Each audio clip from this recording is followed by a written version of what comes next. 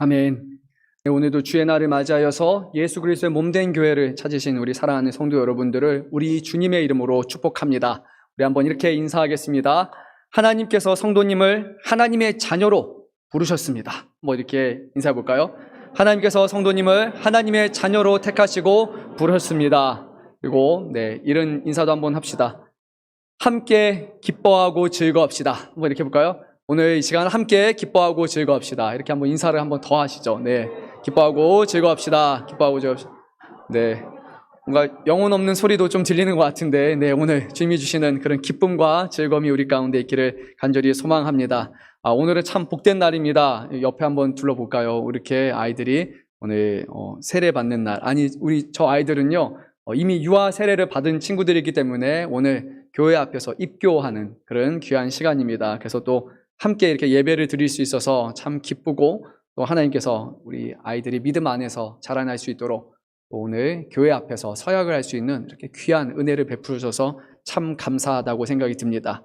어제였나요? 이제 결혼식장 가는 중에 어떤 장로님이신가? 하여튼 어떤 분이 한 분 뒤에서 이 말을 하셨어요. 이제 문백초등학교 아이들 올해 입학하는 아이들 숫자가 40명이라는 말을 제가 듣고 정말 너무 놀래가지고요. 그래서 제가 좀 충격을 받았습니다. 올 한 해 한 아이들 1학년 아이들이 6만 명 정도라고 그런 얘기를 들은 것 같아요. 그래서 와, 우리 샤론이가 이제 6학년 올라갔는데 그래도 한 반이 6개는 되는 것 같은데, 근데 40명 하면 2개 반밖에 안 되는데, 그래서 제가 참 마음이 그랬습니다. 와, 정말 아이들이 없구나, 정말 많이 줄었구나 그 생각이 들었어요. 그러면서 한편으로는 우리 교회 안에 아이들이 있다라는 거가 정말 하나님이 주시는 귀한 영혼들이고 정말 하나님 앞에 감사할 만한 그런 제목들이구나라는 생각이 들었습니다. 우리 아이들이 교회 안에서 믿음 안에 잘 성장해서 이렇게 교회 앞에 설 수 있다는 것, 하나님이 함께 하셨고 우리 모든 가정 가운데 복 주셨고, 그리고 우리 아이들에게 믿음과 사랑을 더하여 주셨기 때문임을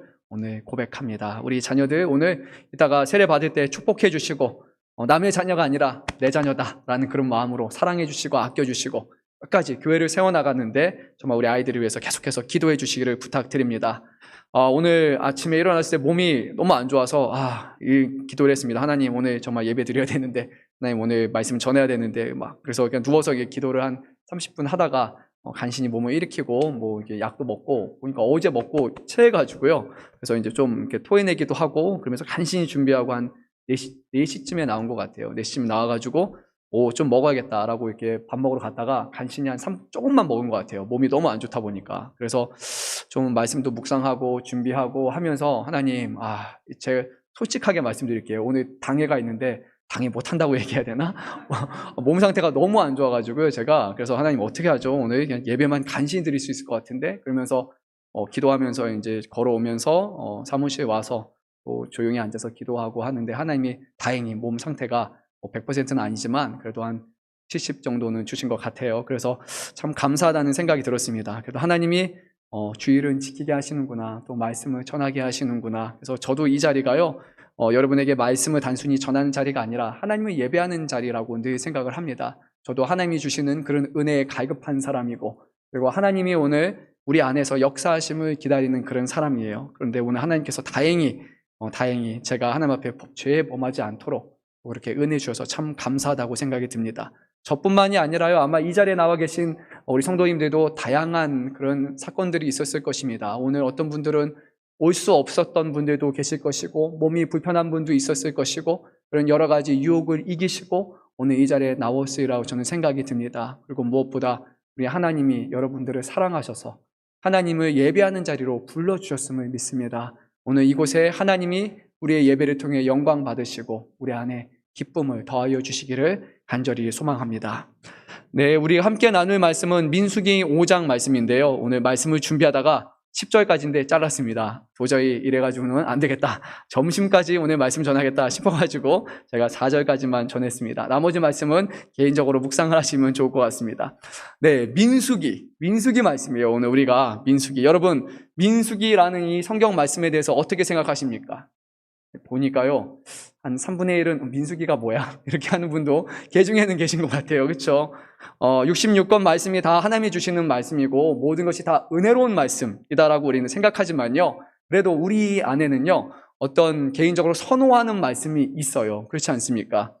저도 요한복음, 요한서신서 다 너무나 좋아하고요. 시편 말씀은 왜 그렇게 눈물을 쏟아내게 하는지, 그리고 로마서 말씀은 왜 그렇게 확신을 주시고 믿음을 주시는지 정말 이런 말씀 너무나 사랑합니다. 그런데 민수기는 66권의 말씀 중에서도 호불호로 봤을 때 모르겠습니다. 좀 하나님의 말씀을 불호라고 할 수는 없겠지만 우선순위에서 좀 많이 밀려요. 거의 60, 한 5, 6 정도 되는 그런 말씀이 아닐까 생각해 봅니다. 그래서요, 우리 성도님들도요, 민수기의 벽을 넘지 못하고 허우덕거리다가, 안 되겠다. 그래서 막 시편으로 넘어가거나, 시편에 150편 너무 많어. 좀 보시다가 거기서 또 허우적거리고, 나중에 신약으로 가야지. 막 이렇게 하다가, 거의 성경에 방황하는 분들처럼 그렇게 사시는 분들도 있을 것 같아요. 그만큼 민수기의 벽은 상당히 높다라고 제가 생각이 듭니다. 그래서 여러분 혼자 말씀 보시는 것이 아니라 우리가 함께 이렇게 말씀을요, 예배 시간에도 좀 참여하시고 새벽에도 우리 민수기 말씀 같이 나누고 있으니까 그렇게 하면 벽을 좀 더 쉽게 넘지 않을까 생각해 봅니다. 민수기 말씀이 주는 이미지가 있어요. 민수기라는 뜻 자체가 한자어로 백성민, 셈수, 그리고 기록할 기, 그러니까 백성의 숫자를 기록하는 말씀이다라고 한자어로 그렇게 되어 있습니다. 그러니까 백성의 숫자가 우린 무슨 상관이 있어 라는 그런 생각이 들 거예요. 영어 성경은 더 직관적이죠. 한번 보셨을 겁니다. numbers, 그냥 숫자들이에요. 그러니까 좀 이과분들은 좀 관심이 있을 수도 있지만 문과분들은 이미 범접하기에 너무나 어려운 그것이 바로 이 민수기인 것 같습니다. 그런데요, 이 말씀을요, 원문 성경으로 히브리어로 보게 되면요, 제목이 좀 다릅니다. 월요일 새벽 예배 오셔서 말씀 들으신 분들은 기억나실 텐데 혹시 기억나십니까? 월요일 우리 새벽 예배 참여하신 성도님들. 네, 그렇죠. 쉽지 않습니다. 그런데 제가 알려드릴게요. 뭐냐면요, 광야에서입니다. 의미가 전혀 다르죠. 숫자들이 아니라, 백성의 숫자를 세는 것이 아니라 광야에서입니다. 히브리어 성경은요, 원래 각 권의 첫자, 제일 앞에 있는 그 단어를 성경의 제목으로 그렇게 정합니다. 그런데 민수기의 경우는 첫째는 아니고요, 첫째 단어가 히브리어로 마이라고 하는데, 이 마이는 원래 그리고에 해당하는 거니까 성경 말씀을 민수기가 아니라 그리고 책을 보겠습니다, 이상하잖아요. 그러니까 첫 번째 단어가 아니라 뒤에 다섯 번째를 차용해서 광야에서라는 단어를 차용해서 이것을 제목으로 삼고 있습니다. 원래 히브리어 단어를 보게 되면 마이 나벨 야웨 엘 모셰, 그리고 베 미드바르 시나이, 신의 산이죠, 우리가 아는. 그래서 여호와께서 모세에게 말씀하셨다 신의 광야에서라고 그렇게 처음이 시작이 되는데요, 여기서 바로 신의 광야, 즉 광야에서 일어난 사건, 그것을 기록하고 있는 이 말씀이 바로 우리가 나눌 민수기 말씀입니다. 중요한 것은 숫자가 핵심이 아니라 광야에서 무엇이 일어났는가가 오늘 우리가 나눌 말씀의 핵심이라는 것이에요. 제가 지난주에 그랬죠. 저는 이 설교 제목을 짓는데 좀 힘들다라고 말했는데, 이 민수기라는 것은 좀 네이밍 센스가 저하고 좀 비슷한 것 같아요. 그런데 원래 이 말씀은 그런 의미입니다. 이스라엘 백성이 출애굽한 지 2년 2개월 20일 되던 그 날부터 시작해서 이스라엘 백성이 시내산에서 이제 출발을 해서 38년간의 그 광야 생활을 마치고 요단 동편에 있는 모압 평지에 당도하기까지의 그 기나긴 그 여정을 기록한 말씀이 바로 이 민수기 말씀입니다. 그래서 여러분 너무 숫자를 보지 마시고요. 그리고 이 안에서 어떻게 하나님이 이스라엘 백성들을 인도하셔서 광야를 승리하게 하셨는가, 우리가 그것을 묵상하면서 말씀을 보면 좋을 것 같습니다. 그렇게 말씀을 묵상하면요, 우리가 이 민수기의 광야를 잘 헤쳐나갈 수 있을 것이고, 그 가운데 하나님께서 우리의 인생이라고 하는 이 광야 가운데서도 우리에게 지혜를 주시고 앞서가시고 승리하게 하실 줄 믿습니다. 근데 이 민수기의 말씀은요, 이스라엘 백성들이 자력으로 이 광야 생활을 끝마친 내용이 결코 아닙니다. 이스라엘 백성들이 열심히 그렇게 가서 끝마쳤다, 38년 만에 완주했다라는 말씀이 아니라 민수기 1장 1절 말씀부터 계속해서 반복되는 표현은 이것입니다. 여호와께서 말씀하셨다, 여호와께서 모세에게 명령하셨다, 여호와께서 모세와 아론에게 말씀하여 이르시되 라는 말씀이에요. 그러니까요, 하나님이 계속해서 말씀하십니다. 그리고 이 하나님의 말씀에 대한 이스라엘 백성들의 반응은 이것입니다. 순종하였다, 지켜 행하였다 라는 것이에요. 그러니까 이 민수기 말씀에서 우리가 눈여겨봐야 하는 내용은 하나님은 말씀하시고 이스라엘 백성은 이 말씀을 지켜 행하는 것이라는 겁니다. 그 가운데 이 광야를 지나갈 수 있는 것입니다. 하나님이 말씀하셨기 때문에, 이스라엘 백성들이 순종하였기 때문에 광야를 건너갈 수 있는 것, 이것이 바로 우리의 신앙의 원원, 신앙의 기본이라고 할 수 있습니다. 출애굽 백성뿐만이 아니라 오늘을 살아가는 우리에게 있어서도요, 하나님이 말씀하시고 우리는 순종한다라는 것이 신앙의 기본입니다. 그때 우리는 우리의 모든 인생의 여정을 이겨나갈 수 있는 것입니다. 하나님은 말씀하시고 나는 내가 하고 싶은 대로 한다라는 것은 기본이 없는 잘못된 신앙이라는 것입니다. 그래서 오늘 이 말씀을 우리가 함께 나누면서 이스라엘 백성이 얼마나 하나님 앞에 순종하며 살아가는지, 또 그 순종한 대로 하나님은 어떤 일들을 이뤄나가시는지 우리가 말씀을 통해 묵상하면 좋을 것 같습니다. 오늘도 하나님의 말씀을 들으십시오. 그리고요, 들은 말씀을 순종하시기를 바랍니다. 그러면 광야와 같은 우리네 인생 가운데 하나님이 꽃길은 아니지만 그래도 불기둥과 구름기둥으로서 돌보시고 또 우리와 함께 동행하시며 뿐만 아니라 우리 뒤에 계시는 것이 아니라 우리의 앞서 나가시면서 우리의 인생을 예비하시는 그 하나님을 만나게 될 것입니다. 하나님은 지금도 우리에게 말씀하십니다. 그리고 오늘 귀 들을 게 있는 자는 들으시고 말씀에 순종하시기를 바랍니다. 우리 한번 1절 말씀을 읽도록 하겠습니다.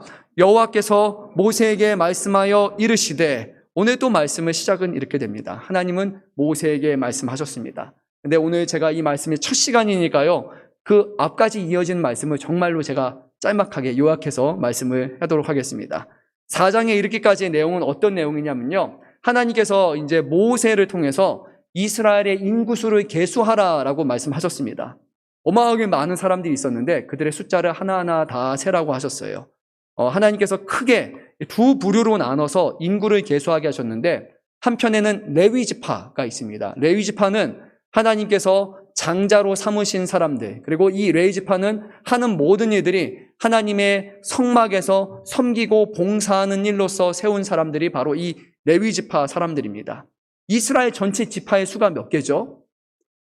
12지파입니다. 그렇죠? 근데 레위 지파를 제외하면 원래는 11개의 지파가 있어야 됩니다. 그런데 11개라는 숫자가요, 실제로는 좀 맞지 않기 때문에 하나님께서는 그 11지파 중에 요셉 지파, 거기를 둘로 나누셨습니다. 첫째와 둘째로 나누셔서 반지파라고 이것을 정하셨습니다. 그러니까 레위 지파를 제외한 나머지 10개 지파, 그리고 2개의 반지파. 근데 이것이 합치면 12개의 지파가 또 되겠죠. 하나님은 이렇게 나눠서 숫자를 계수하게 하셨어요. 먼저 레위 지파를 제외한 나머지 지파 중에서 20세 이상의 남성의 숫자를 계수했더니 무려 60만을 상회했습니다. 왜 그들을 세셨는가? 바로 이들이 이제는 앞으로 하나님의 군대가 되어가지고 전쟁에 나아가야 될 사람들이기 때문이에요. 반면에 레위 지파는 신의 아들, 군복무에서 면제가 됐습니다.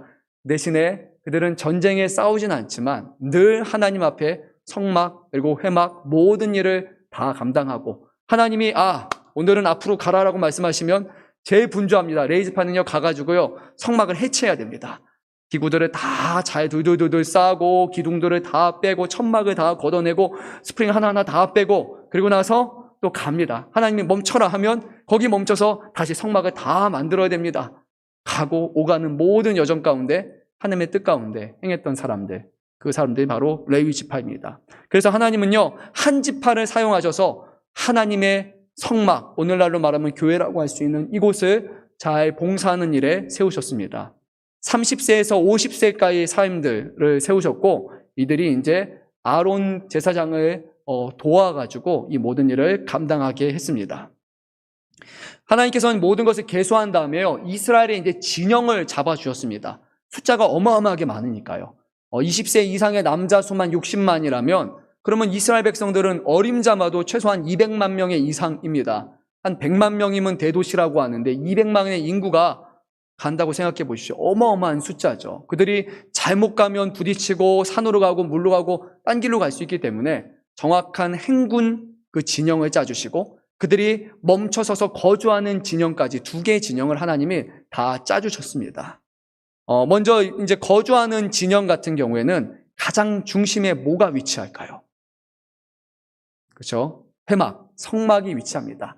하나님이 거하시는 곳, 하나님을 예배하는 그곳이 모든 진영의 중심에 위치합니다. 그리고 나서 거기서부터 중요한 순서대로 동쪽, 남쪽, 그리고 서쪽, 북쪽으로 4개의 방위를 하나님이 만드셔서 각 방위마다 3개의 지파가 자리 잡게 하셨습니다. 그래서 아까 말씀드린 것처럼 요셉 지파가 반으로 나눴기 때문에 12이라는 숫자가 정확하게 맞을 수 있었던 거예요.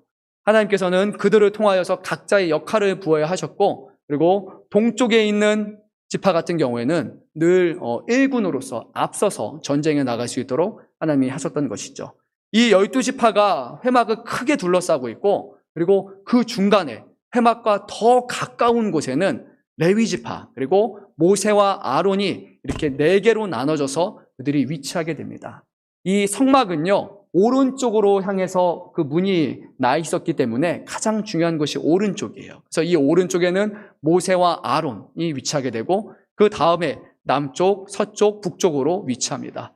벌써 숫자에 지금 힘들어하신 분 계실 수 있는데요. 근데 그렇게 하나님은 모든 진영을 철두철미하게 하나하나 잘 해놓으신 겁니다. 레위지파에게 있어서 하나 힘든 것이 있는데 무엇이냐면요, 만약에 외부 사람, 그 레위지파나 그런 사람들이 아닌 다른 사람이 성막 안으로 들어오려고 하면 그들은 칼을 꺼내서 죽여야 됐습니다. 외부인을 가차없이 죽여서 이 안으로 들어오지 못하게 해야 됐어요. 왜냐하면 이 성막 안에는 하나님이 거하시기 때문에 거룩한 곳에 아무나 들어올 수 없는 것이었기 때문에 이들은 그것을 보호하고 막는 역할을 감당해야 됐습니다. 이것이 기본적인 진영이었어요. 항상 어디를 바라봤을까요? 성막, 회막 중심을 바라봅니다.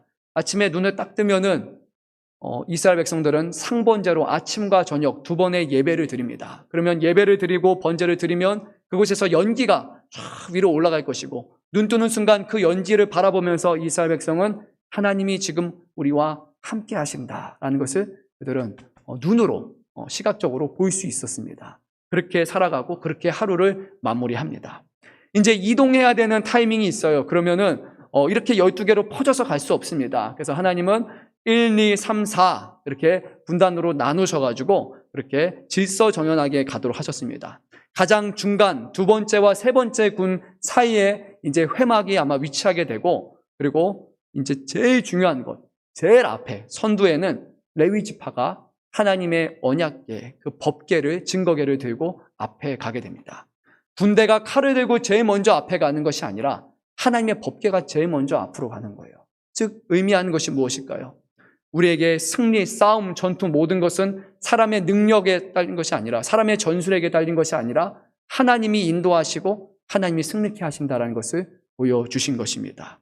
그래서 결국 우리는 이 2가지 진영을 통해서 배우고 우리가 마음속에 새겨야 되는 것은 이것입니다. 이미 말씀드렸지만 하나님의 이스라엘 백성은 그 모든 광야의 삶 가운데 하나님을 중심으로 하며 하나님을 바라보는 그 신앙을 견지하며 살아가야 됐습니다. 그리고 하나님이 함께 하심을 믿으며 확신 가운데 살아갈 수 있었어요. 광야는요, 어디가 어딘지 잘 모르는 곳이에요. 하지만 하나님이 성막이 계셨기 때문에, 하나님의 인도하심이 있었기 때문에 그들은 방황하지 않고 갈 수 있었습니다. 둘째로, 증거궤가 선두에 위치한다는 것, 결국 이 모든 광야의 여정은 하나님이 앞서서 인도하신 것입니다. 증거궤가 멈추면 군대와 진영이 멈추고, 그리고 증거궤가 앞서 나가면 이스라엘 백성도 이제 움직여야 하는 것처럼 우리 하나님보다 앞서가서는 안 되고, 하나님보다 우리가 마음대로 뜻대로 가서는 안 되고, 오직 하나님의 이끄심에 따라서 사는 법을 이제 배우게 된 것이에요. 그리고 오늘 이것이요, 수천 년 전에 이스라엘 백성들의 모습뿐만이 아니라 오늘도 하나님을 주인으로 섬기며 살아가는 우리 성도들의 모습이 되어야 합니다. 바로 저와 여러분의 모습이라는 것입니다. 늘 하나님을 우리의 마음속에 두고 그분을 중심으로 하는 신앙을 살아가는 것, 그것이 바로 하나님이 택하신 자녀고 거룩한 성도라 불리는 우리들의 항상 향해야 될 그 시선입니다. 한번 우리의 삶을 돌아봅시다. 우리가 한 주간 또 지난 한 해 동안 우리의 시선이 하나님을 향하고 있었습니까? 하나님의 교회와 하나님의 역사하심을 바라보고 있었습니까? 아니면 우리는 다른 것을 바라보다가 교회에 오는 순간이나 아니면 특별한 경우가 있을 때만 하나님을 잠시 바라보거나 견눈질하며 살아가진 않았습니까? 하나님 앞에 기도하지 않고 하나님의 말씀을 묵상하지 않고 하나님의 말씀에 듣지 아니하고 내가 원하는 길로 가면서 하나님, 이제 하나님이 좀 필요한 때인 것 같습니다. 하나님 중간에 개입해서 도와주십시오라고 하나님을 제제 끌고 가는 그런 모습으로 혹시 우리가 살아갔다면요, 그러면 우리는 잘못된 방식으로 우리가 살아온 것입니다. 하나님을 중심으로 하고 그리고 하나님을 앞세우고 살아가는 사람, 그 사람이야말로 온전한 믿음의 사람이고, 하나님은 그런 사람들과 동행하시고 그 모든 여정 가운데 하나님의 주시는 놀라운 은혜와 자비하심과 승리를 주신다는 것입니다. 이스라엘 백성이 그 광야의 여정을 이런 방식으로 이겨낸 것처럼요, 오늘도 우리의 살아가는 인생도 광야와 같지 않습니까? 그 인생 여정을 믿음으로 하나님의 자녀로서 그 말씀에 순종하며 살아가시는 저와 여러분 되시기를 간절히 소망합니다. 주님이 수천 년 전에도 그렇게 행하신 것처럼 오늘날에도 동일하게 그런 역사하실 것이고, 어느 순간까지 영원까지 주님은 동일한 방식으로 우리의 삶 가운데 인도하시고 영광 거두실 것입니다. 이제 오늘 본문 말씀 1절 4절 말씀을 보면요, 하나님께서 모세에게 말씀하셔서 이스라엘 자손 중에 특정한 사람들을 진영 밖으로 내보내라 라고 말씀하십니다. 아니, 그렇게 완벽한 진영을 만드셨는데, 근데 하나님이 진영 안에 다 머물러 잘 사는 것이 아니라 너희 세 부류는 이 진영 밖에 따로 살라라고 말씀하신 거예요. 누가 이 밖에 나가야 될까요? 생각해보면 악독한 사람, 정말 나쁜 사람들이 쫓아내지 않을까요? 거기서 뭐 살인을 하거나 아니면 거짓을 행하거나 아니면 하나님 앞에 반기를 드는 사람, 그래 너희들은 진영 밖에 살아라 하고 그렇게 우리가 유추할 수 있을 거예요. 그런데요, 오늘 말씀을 보니까요, 그렇지 않습니다. 2절 말씀을 보면 나병 환자, 유출증이 있는 사람, 어떤 시체와 근접해서 부정하게 된 사람, 아니 어떻게 보면은 병이 있는 사람, 좀 뭔가 도움이 필요한 사람, 얼마 전에 장례를 치러가지고 마음의 위로가 필요한 이런 사람들이잖아요. 그런데 하나님은 이들을 진영 바깥으로 내보내라 라고 말씀하십니다. 좀 충격이지 않습니까? 아니, 불쌍한 사람을 품어주시지 않고 왜 하나님은 쫓아내십니까? 물론 하나님은 그런 분이 아니시지만요, 우리가 좀 더 내용을 봅니다. 나병은 무엇이냐면요, 흔히들 나균에 의해 감염되는 어떤 만성 전염성 질환이라고 해서 한센병이라고 아마 여러분들이 알고 계실 텐데요, 그것을 의미하지는 않습니다. 성경에서 말하는 나병은 조금 더 폭넓은 개념이에요. 그래서 전염성 피부질환 정도로 우리가 생각할 수 있습니다. 막 몸이 막 이렇게 진짜 큰 문제가 있거나 그 정도가 아니라 여기에 반점이 있거나 머리에 뭐가 있거나 그래서 누군가에게 옮길 수 있는 그런 전염성 피부질환을 가진 사람을 다 성경에서는 나병이라고 그렇게 말합니다. 이들은 문제는 무엇이냐면 다른 사람에게 전염시킬 수 있다는 거예요. 그래서 하나님은 이들을 따로 내보내셔서 격리 조치를 취하셨습니다. 유출증의 경우는 몸에서 피가 비이상적으로 나는 사람들이에요. 아니면 어떤 분비물들이 좀 몸에 문제가 생긴 사람들이에요. 그래서 하나님은 그들도 진영 가운데 있는 것이 아니라 그들도 따로 격리를 시켜라 라고 말씀하셨어요. 뿐만이 아니라 죽음으로 인해서 만지거나 가까이 가서 부정한 사람들도 아니 죽음과 접촉한 사람들이기 때문에 그래서 그들도 일시적으로 며칠 동안 한 일주일 정도를 따로 격리하라 라고 말씀하십니다. 이제 우리가 이 말씀을 한 3년 전에 봤다면요, 하나님 정말 매몰차시다 라고 아마 여러분 생각했을 거예요. 그런데요, 이제 조금 나아요. 왜냐하면 우리가 코로나를 한번 겪어봤기 때문이에요. 전염성 질환, 전염병이 얼마나 무서운지 우리는 좀 알게 됐어요. 그래서 여러분 지금도 코로나 걸리면 어떻게 되죠? 네, 격리하셔야 됩니다. 자가 격리. 지금은 많이 나아졌지만요.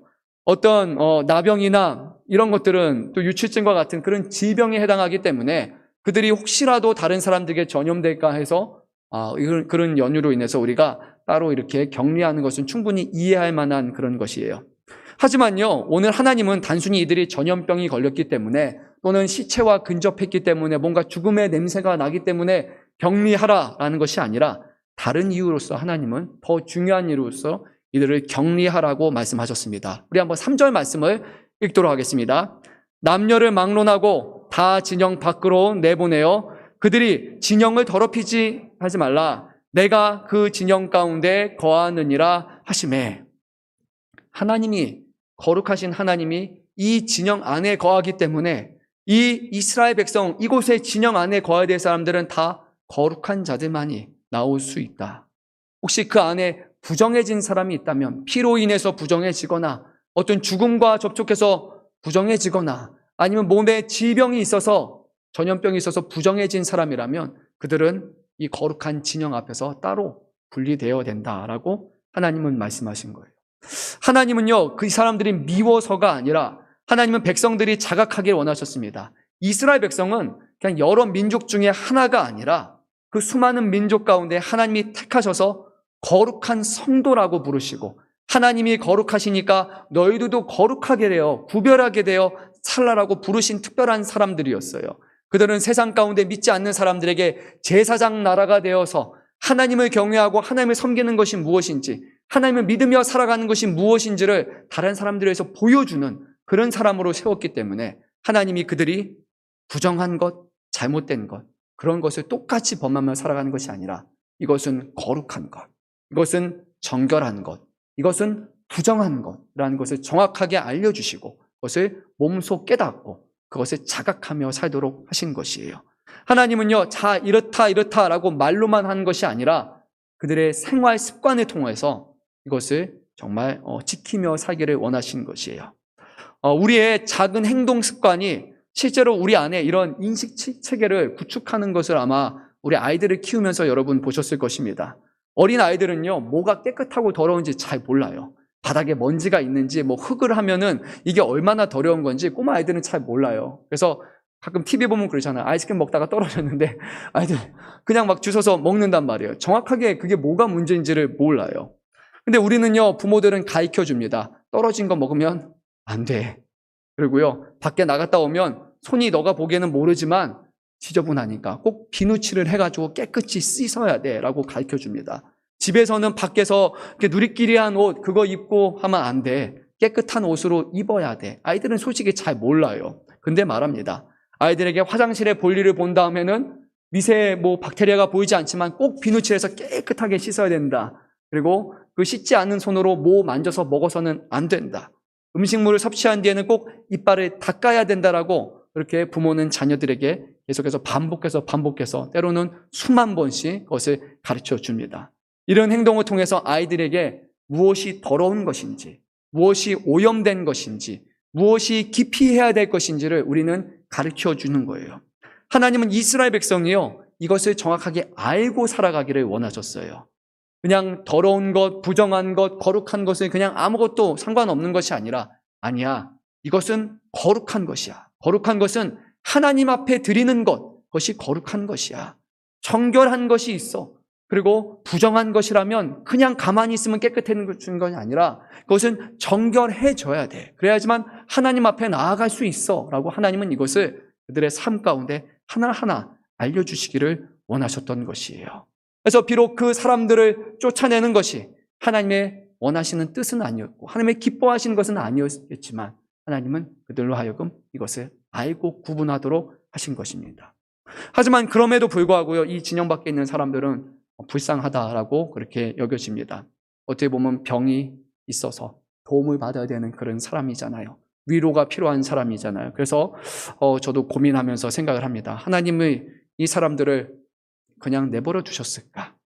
그들이 부정하기 때문에 진영에 나와서 하나님을 예배하는 것도 하지 못하고 하나님은 그냥 부정하다는 이유로 그들을 철저히 관심해서 내버려 둔 자식처럼 그렇게 놓으셨을까? 근데 생각해 보니까요, 말씀을 묵상하다 보니까 그것이 아니라는 확신을 주셨습니다. 우리는요, 하나님의 사랑이, 완성이 예수님을 통해서 나타났다는 것을 믿는 사람들입니다. 예수님이 십자가에서 우리를 위해서 죽으신 것은 예수님만 우리를 사랑하셔서 죽으신 것이 아니라 하나님께서 우리를 사랑하셔서 그의 사랑하는 아들을 이 땅에 보내주셨고 예수님의 십자가의 죽음은 하나님의 사랑을 명백하게 우리에게 나타내는 거예요. 그래서 예수님은 이렇게 말씀하셨습니다. 내가 하는 것은 내 뜻대로 하는 것이 아니라 나는 오직 나를 보내신 이 곧 나의 아버지의 뜻에 지켜 행한다라고 누누이 요한복음 말씀을 통해서 반복해서 말씀하셨어요. 내 의지와 내 뜻만 가지고 온 것이 아니라 아버지가 나를 보내셨고 나는 순종한다. 그리고 그 순종의 결과는 너희를 사랑하는 것이다 라고 예수님은 말씀하셨습니다. 이 땅에서 예수님이 보이신 모든 행동들은요, 결국 예수님의 아버지, 그분을 보내신 참된 아버지의 그 하나님의 사랑을, 우리에 향한 그 관심을 정확하게 보여주는 것이에요. 그러면 그 예수님께서 과연 하나님의 사랑을 우리에게 어떻게 보여주셨을까요? 마태복음 8장 말씀을 보면요, 한 나병 환자가 예수님께 나와서 절을 하면서 간구합니다. 주님, 저를 깨끗하게 하여 주십시오. 근데 이 사람은 나병 환자예요. 진영 바깥에 있어야 되는 사람이에요. 누군가에게 병을 옮길 수 있는 그런 부정한 사람이에요. 그런데 예수님은요, 진영 밖으로 가라라고 말하지 아니하셨어요. 그를 회피하지도 않으셨어요. 그리고 성경은 이렇게 증거합니다. 예수께서 손을 내밀어 그에게 대시며 이르시되 내가 원하노니 깨끗함을 받으라 하시니 즉시 그의 나병이 깨끗하여 진지라. 하나님은 부정함이 더러워서 피하시는 분이 아닙니다. 오히려 그 전염병에 손을 대시면서 내가 원하노니 라고 말씀하시며 그것을 치유하시는 분이 바로 우리 하나님이시고 그것이 우리의 향한 하나님의 사랑이에요. 마가복음 5장 말씀을 보면 예수님이 회당장 야이로의 딸이 이제 죽게 되었다라는 그런 긴급한 소식을 듣고 그의 집으로 가시던 중에 12해 동안 혈루증을 앓았던, 몸에서 피가 났던, 부정했던 한 여자를 만나게 됩니다. 이 여자가 예수님에 대한 소식을 듣게 되고 그 앞에 나아가서 예수님의 옷에 먼저 손을 댔어요. 예수님은 이 여인에게 이렇게 말하지 않았어요. 너 왜 진영 안에 들어와 있느냐? 왜 그 부정한 손으로 왜 나의 옷을 만지느냐라고 주님은 책망하지 않으셨어요. 도리어 두려워 떨고 있는 이 여인 앞에서 예수님은 이렇게 말씀하셨습니다. 예수께서 이르시되 딸아, 내 믿음이 너를 구원하였으니 평안히 가라. 내 병에서 놓여 건강할지어다. 예수님이 이 혈루병 여인을 사랑으로써 고치셨습니다. 그런데 바로 그 순간 어떤 일이 일어났습니까? 야이로의 어린 딸, 그 딸이 위급했는데 이제 그 딸이 죽었다는 소식을 들었어요. 예수님은 옆에 두려워하는 야이로에게 두려워하지 말라, 믿기만 하라라고 말씀하시며 그와 동행하면서 이미 죽어있는 부정해진 그 주검이 된 이 아이를 향해서 나아가셨습니다. 그때 많은 사람들이 울며 막 있었어요. 그러니까 예수님 말씀하셨어요. 너희가 어찌하여 떠들며 우느냐? 이 아이가 죽은 것이 아니라 잔다라고 말했어요. 근데 사람들은 믿지 않았어요. 이상한 소리라고 생각을 했어요. 하지만 예수님은 개의치 아니하시고 그 방 안으로 들어가셔서 죽어있는 부정해진 이 아이를 다가가시고 그 죽은 아이의 손을 잡으시면서 말씀하셨어요. 달리 다굼, 내가 내게 말하노니 소녀야 일어나라. 그리고 이 소녀는 곧 일어나 걷게 되었습니다. 예수님은 죽은 자와 접촉해서 부정해지는 것을 염려하지 않으셨고 오히려 이 아이를 이 죽음과 접촉해서 그를 살리셨습니다. 사랑하는 성도 여러분, 우리 하나님은요, 그의 사랑하는 자녀들을 매몰차게 진영 바깥으로 내쫓는 그런 분이 결코 아닙니다. 오히려 진영 바깥에 있어야 되는 그 자녀들에게 다가가서 그들이 만지는 것을 허락하시고 또 그들을 친히 만지시고 그리고 그들을 회복시켜서 진영 안으로 인도하시는 분이 바로 우리 하나님이시라는 것입니다. 저는 이 말씀을 묵상하는 중에 이런 생각을 지울 수가 없었어요. 진영 바깥은 하나님 앞에 버려진 자들이 아니라 오히려 하나님의 사랑과 하나님의 기적이 나타나는 곳이다 라고 생각할 수밖에 없었어요. 왜냐하면요, 우리 모두들, 그리고 제일 먼저 저는요, 원래 진영 바깥에 있던 사람이었기 때문에 하나님을 알지 못하고 그리고 세상 가운데 죄악된 삶을 살아갔던 그 부정한 사람이 바로 저였기 때문이에요. 하지만 하나님께서 진영 바깥에 있는 저에게 찾아오시사 제 마음을 어루만져 주시며 제 손을 이끌어 주셨기 때문에 이제는 진영 안에 들어와 하나님 앞에 이 모든 것이 은혜라고 고백할 수 있는 자가 된 것이에요. 하나님을 알지 못하고 세상에서 방황하던 우리들을 한 사람 한 사람 주님이 만나 주셨고 우리를 인도해 주셨기에 우리는 지금 진영 안에서 하나님을 바라보며 예배하는 자가 되었다라는 것입니다. 오늘 여러분이 이 자리에 나와 있다는 것은 우리의 부정을 자기 자신에게 돌리시는 그 하나님의 사랑의 결과물입니다. 오늘 이 자리에 이제 세례를 받는 우리 아이들이 있습니다. 세례. 이런 질문했어요. 세례가 뭐야? 이렇게 첫 질문이 그거예요. 근데 어려운 질문이에요. 세례가 뭘까? 머릿속으로 가동을 하지만 아마 이 자리에 있는 분들도 세례 하지만 뭐라고 확신이 잡히지 않는 게 세례일 것이에요. 세례의 의미는 두 가지로 볼 수 있을 것이에요. 하나는 이것이에요. 세례함으로써 우리의 몸에 있는 부정함을 씻어내는 것이에요. 우리가 하나님을 알지 못하며 살아갈 때 그 살아갔던 모든 삶, 그것을 우리의 죄를 씻는 그 시간이 바로 세례죠. 그 세례는요, 그냥 물을 뿌리는 것이 아니에요. 형식상 물을 뿌리지만 원래 세례는 물에 잠기는 것이에요. 깊이 잠겨서 그 사람이 죽는 것 같은 것, 그것이 바로 세례예요. 곧 우리가 깊이 잠겨서 이제는 우리가 세상에 대해서, 우리 자신에 대해서는 죽은 사람이 되고 이제는 그리스도 안에서 새 생명을 얻어서 하나님의 자녀가 되는 그런 놀라운 시간이 바로 이 세례라는 것이에요. 그래서 세례받은 저와 여러분은요, 우리의 모든 죄가 씻기는 은혜를 받았고 이제는 예수 안에서 영원한 생명을 받은 귀한 자녀라는 것입니다. 먼저 우리가 받은 세례를 기억하기를 소망합니다. 우리가 죄에서 씻음받은 은혜를 감격하며 살아가고 있습니까? 내 생명이 아니라 예수 안에서 얻은 생명이라고 기억하며 오늘 나의 삶이 하나님 앞에 드려지고 주 앞에서 살아가기를 소망하시고 계십니까? 오늘 우리 아이들 세례 받기 전에요. 1부 시간에도 얘기했지만 2부에 추가적으로 3명이 더 받았는데 2부 아이들도 제가 상당히 강하게 얘기했어요. 원래 세례 시간에 그래 좋은 게 좋은 거야. 그냥 다 빨리 해. 받아. 괜찮아. 이렇게 말하고 싶은 유혹이 있지만요. 그러지 않았어요. 그거는 확신이 없으면 세례 아니라고 해. 저는 그렇게 얘기를 해요. 왜냐하면 세례 받는다라는 것은요, 앞으로 믿을 게가 아니라 지금 내가 예수 믿는다라는 것을 하나님 앞에서 서원하는 거예요. 성도들 앞에서 성부와 성자와 성령의 이름으로 내가 구원받은 사람이라는 것을 정하는 자리가 바로 그 의식이 세례이기 때문이에요. 자, 아이들에게 곰곰이 생각해보고 마지막에 너희가 확신이 없다면 종에다가 못하겠습니다. 그리고 받고 싶으면 그래도 하겠습니다.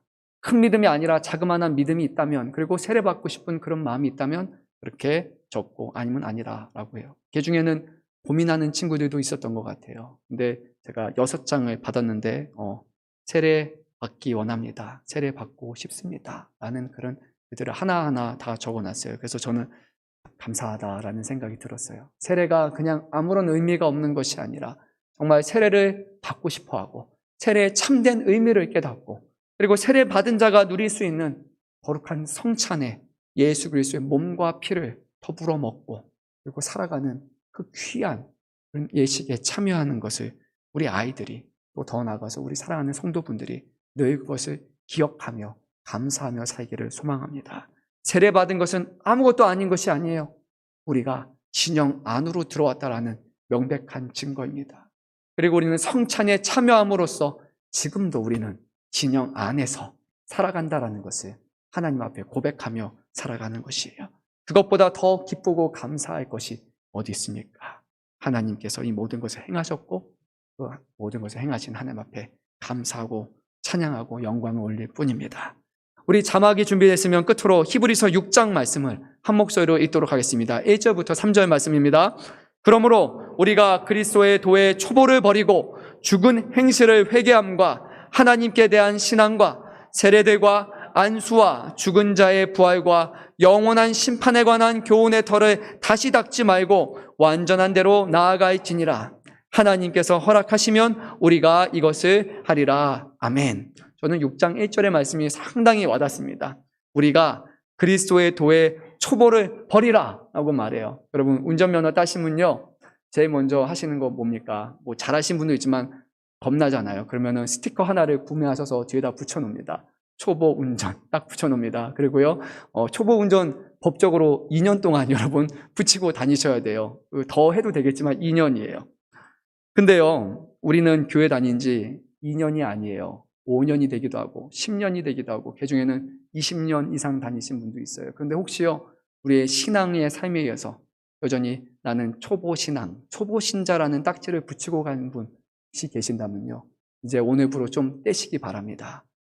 정말 했던 거 또 하고 믿음 없음에서 넘어지고 또 허우적거리는 그런 신앙이 아니라 오늘 말씀처럼요, 우리가 이제는 죽은 행실이 넘어가서 또 죽은 행실로 인해서 하나님 앞에 회개하고 그렇게 살아가는 것이 아니라요, 이제는 그리스도의 장성한 분량에 이르는 그런 신앙의 성숙함을 가지고 정말 하나님과 동행하고 하나님의 영광이, 하나님의 역사가 나타난 것을 보는 그런 성숙한 믿음으로 우리 모두가 나아가기를 원합니다. 하나님께서 허락하시면 우리가 이것을 하리라. 아멘. 소망하는 자에게, 말씀을 붙들고 살아가는 자에게 그 능력이 나타날 줄로 믿습니다. 마지막입니다. 우리 오늘 본문의 말씀 4절 말씀 읽도록 하겠습니다. 자손이 그와 같이 행하여 그들을 진영 밖으로 내보냈으니 곧 여호와께서 모세에게 이르신 대로 이스라엘 자손이 행하였더라. 아멘. 오늘 그같이 행하시는 하나님의 자녀